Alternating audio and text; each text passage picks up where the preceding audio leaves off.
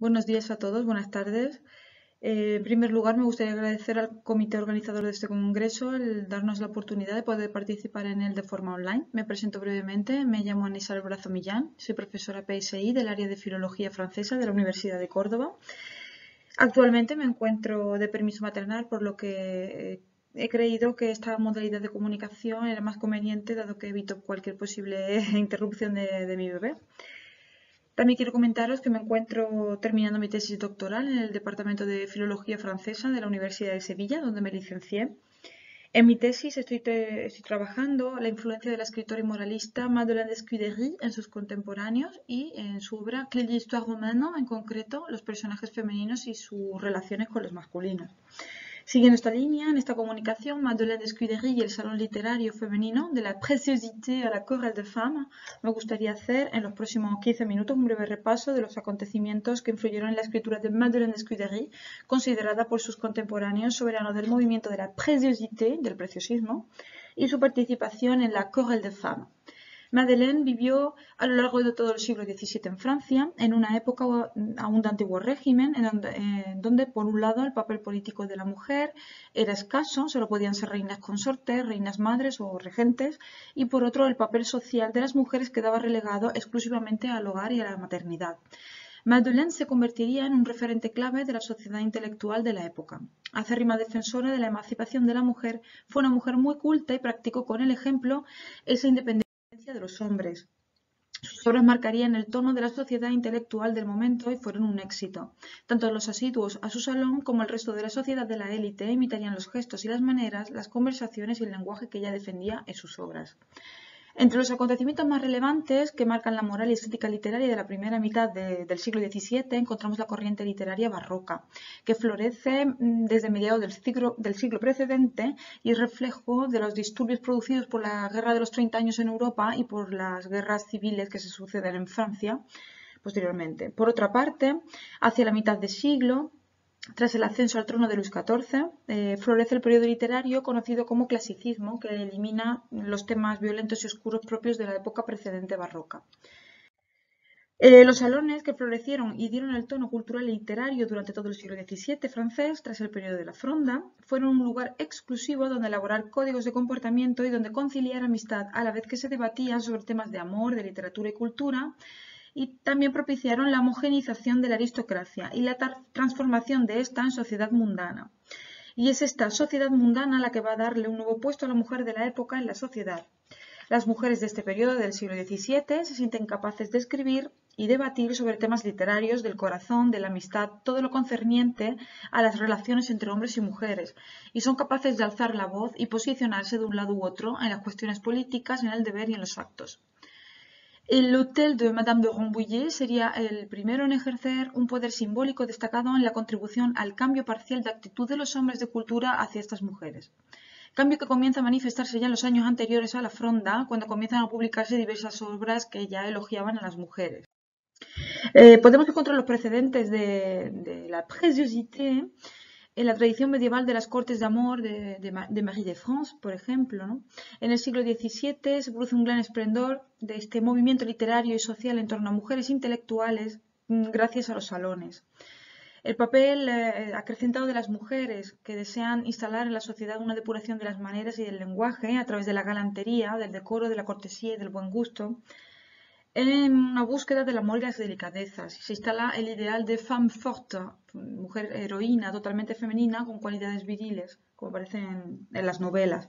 Madeleine de Scudéry y la Abad de Pur son considerados los primeros précieux de este fenómeno no conocido en ninguna otra parte y que enlaza con todos los movimientos de la época. Las preciosas, reclamarían en pleno siglo XVII su lugar de reconocimiento entre los hombres de la élite cultural de la época y participarían en la Querelle de Femmes, reivindicación femenina en favor o a favor de una búsqueda de soluciones nuevas a los problemas que les incumbían de primera mano, como era el celibato, el matrimonio concertado, el divorcio y el periodo de maternidad. Por lo que tras la préciosité literaria se esconde un movimiento social trascendental. Las preciosas pueden ser consideradas como las antecesoras del feminismo. En este punto describimos el papel que desempeña Madeleine de Scudéry en el movimiento de la préciosité. En el Grand Siècle francés, mientras que las mujeres de la aristocracia desempeñaban las funciones de sus maridos cuando estos partían a la guerra y disfrutaban de una vida mundana que había suavizado la rígida obligación del matrimonio, las mujeres de la burguesía tenían que seguir eligiendo si aceptar un matrimonio concertado por el padre o entrar en un convento. Si elegían el matrimonio, tras liberarse del padre, caían, digamos, bajo el poder del marido, además de la esclavitud que suponía las repetidas maternidades, que las alejaba de cualquier tipo de vida social. Cuando se comienza a difundir la préciosité en el entorno burgués, estas, entre comillas, mal casadas, emprenderían una verdadera lucha contra el matrimonio, que entendían como servidumbre perpetua en ausencia de divorcio.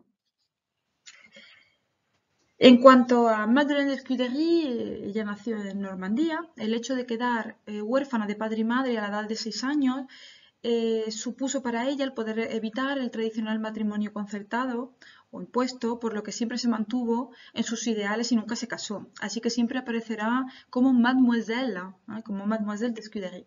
Su hermano Georges de Scudéry, 7 años mayor que ella, también perteneciente al mundo de las letras, sobre todo era poeta, protegería a su hermana en el futuro llevándola con él a París y presentándola ante los círculos literarios de la ciudad. Su tío sería cargo de la educación de la joven, poniendo a su disposición su biblioteca que contenía las grandes obras de la literatura universal.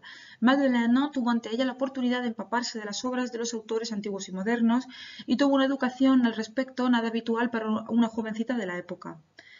De la época y de su sexo, ¿no? Y de su tiempo y de su sexo. Madeleine, ¿no? Aunque pasaría su juventud a la sombra de su hermano, y bajo su tutela se convirtió en una adolescente amante de las novelas, apasionándose por la novela pastoril alegórica de L'Astrée, del escritor Honoré d'Urfé, de la que aparecería como continuadora en su salón.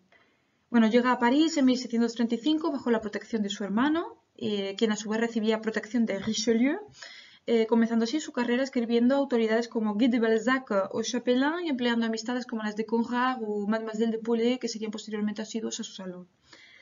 Las primeras obras de Madeleine estarían firmadas en partes o enteras bajo el nombre de su hermano, como fueron la novela heroica Ibrahim ou l'illustre Bassin y la colección de Les femmes illustres, en donde Madeleine defiende la gloria y la libertad femeninas. Con el tiempo, su propio hermano aclararía que estas obras fueron escritas bajo la pluma de ella, bajo la pluma de su hermana. A partir de su llegada a París, tanto Madeleine como su hermano se introdujeron en el mundo literario y conocieron el ambiente que rodea al influyente Hôtel de Rambouillet, del que serían asiduos, obteniendo una sólida reputación. En este salón, Madeleine se formaría en el modelo aristocrático y femenino de la negligencia, procurando en todo momento ocultar sus ambiciones y no firmando sus obras. Tras una estancia en Marsella, regresan a París y Madeleine comienza a escribir su gran éxito Clélie, Histoire romaine, modelo junto con su Cyrus del buen gusto y decoro que sirvió de guía espiritual a la juventud mundana e intelectual de toda una época. Como el salón de Madame de Rambouillet había comenzado a decaer drásticamente, Madeleine decidió abrir el suyo propio. Como curiosidad, comentar que Madeleine de Scudéry fue la primera mujer en la historia de Francia en recibir el premio a la elocuencia por la Academia Francesa y también una de las primeras mujeres en recibir el premio de la Academia de los Ricobrati. El salón de Madeleine era pues menos aristocrático y más literario que el de Madame de Rambouillet y se alzaba por encima de los demás, abriendo sus puertas a hombres y mujeres defensores de las capacidades y cualidades de las mujeres, siendo ella misma el reflejo y modelo de la moral preciosa que se consigue mediante los códigos de decoro y manera gestados en su salón. Las mujeres, consideradas iguales a ellos, son las destinatarias de elogios y arengas por parte de los hombres que las rodean. Criticada o caricaturizada por algunos hombres contemporáneos, otros muchos también la elogiarían. El salón de Madeleine representaba el espíritu de la nueva sociedad en la que se buscaba el dominio de las pasiones, el ideal amoroso, la disciplina de las costumbres y el derecho de juzgar obras literarias. La anfitriona, ella, tenía potestad a la hora de discutir las obras del momento. Su prosa era oída y admirada por sus asiduos, que la seguían e imitaban en las formas y en las ideas. Quizás por eso los escritores más tradicionales encontraron en la burla la única arma para resistir al poder que estaban adquiriendo las mujeres en general y Madeleine de Scudéry en particular en la vida cultural de aquellos momentos, pues éstas, sin haber gozado del privilegio masculino de estudiar a los antiguos en el colegio, superponían la conversación a la retórica y la erudición, marcando el tono de las conversaciones. En su Art poético, Nicolas Boileau criticaría tanto la Clélie como el Cyrus de Mademoiselle de Scudéry por el abuso de la alegoría, de la mitología y por el gusto de aquel siglo por el énfasis y el tono pomposo. Boileau no era muy propenso a que las mujeres tuvieran un espacio preferente en la República de las Letras y rechazaba las formas de la preciosité. En su monografía dedicada a Boileau, Proust señala ya que en 1683, cuando el dramaturgo ya había publicado la mayor parte de su obra, Madeleine de Scudéry gozaba ya de una gran estima en la corte. Madame de Sévigné se expresaba al respecto de la siguiente manera. Vous savez comme le roi a donné 2000 livres en dépension à Mademoiselle de Scudéry. C'est par un billet de Madame de Maintenon qu'elle a pris cette bonne nouvelle. Elle fut reçue en toute perfection. C'était une affaire que de recevoir cette merveilleuse muse. Le roi lui parla et l'embrassa pour l'empêcher d'embrasser ses genoux. Toute cette petite conversation fut d'une justesse admirable. Madame de Maintenon était l'interprète. Tout le Parnasse en était en émotion pour remercier le héros et l'héroïne. Una traducción personal, ¿no? Sí, bueno, sabéis bien que el rey ha dado 2000 libras de pensión a Mademoiselle de Scudéry. Ella ha conocido la noticia de buen grado gracias a un billete de Madame de Maintenon, la tan amada de Luis XIV, ¿no? Y fue recibida atentamente. Todo un gusto recibir a esta maravillosa musa. El rey le habló y la abrazó para impedirle que ella besara sus rodillas. La conversación que se dio fue admirable. Madame de Maintenon fue la intermediaria y todo el Parnaso, emocionado, dio las gracias al héroe y la heroína. Y a la heroína. Además de Madame de Sévigné, el dramaturgo Jacques Pradon salió en defensa tanto del Cyrus como de la Clélie de Mademoiselle de Scudéry ante las críticas de Boileau. Je crois qu'il y a encore du chemin à faire jusque-là. En vérité, Cyrus et Clélie sont des ouvrages qui ont illustré la langue française et les marques éclatantes d'estime que le roi a données à une personne illustre et modeste qui n'a jamais voulu être nommée devrait arrêter Monsieur Boileau.